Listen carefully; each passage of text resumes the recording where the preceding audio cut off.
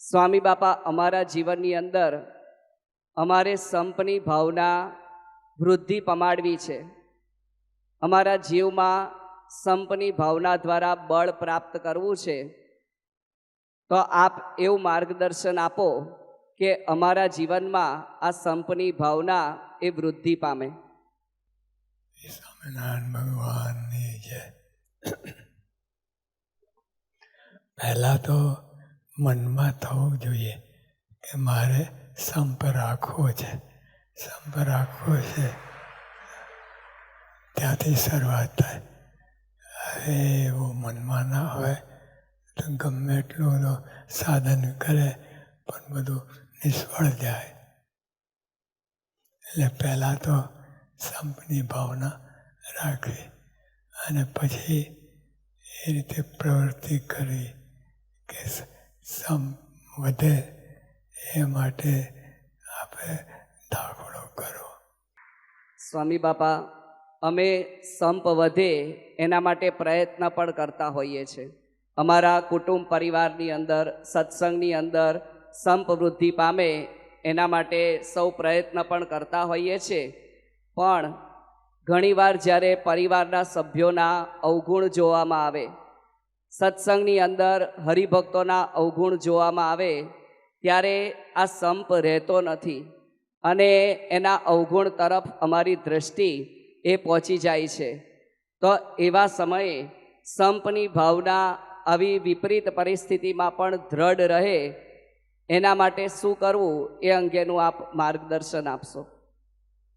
પહેલાં તો મનમાં થવું જોઈએ મારે સંપ રાખવો છે, સંપ રાખવો છે. એનાથી શરૂઆત કરી અને પછી એના માટે પ્રયત્ન કરવો પડે. એમને ના રહે.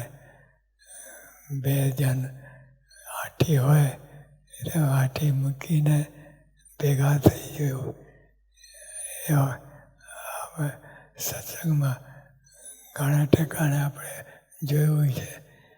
આંટી મૂકી દે અને આંટી છે માટી છે. આંટી પડી એટલે માટીથી દૂર થઈ ગયું. એટલે પહેલાં સારી રીતે સંપ શું છે એ રીતે આપણે મનમાં પાકે રહેશે અને પછી સહેલું છે. પછી તો બધું સહેલું પડી જાય. સ્વામી બાપા, આપને ગમતો વિષય છે સંપ. આ અંગે આપને કંઈ વિશેષ માર્ગદર્શન આપવું હોય તો આપ જણાવશો. સંપ પહેલાં તો દ્રઢ મનમાં રાખ કે મારે સંપ રાખવો છે. પછી બીજી વાત, એના માટે પ્રયત્ન કરવો. સંપ રાખવા જે કોઈ સાથે આંટી રાખવી નહીં.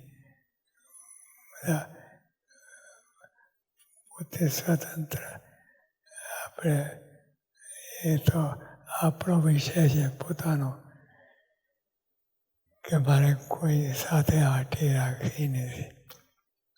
અને એ પછી ત્રીજી માટે પ્રયત્ન કરવો કે સંપ એકબીજાને પગે લાગવું, એકબીજાને નમતું મૂકવું, મહિમા સમજવું, એ રીતે કરવું. આપનો ખૂબ ખૂબ આભાર સ્વામી બાપા. શ્રી સ્વામિનારાયણ ભગવાનની જય.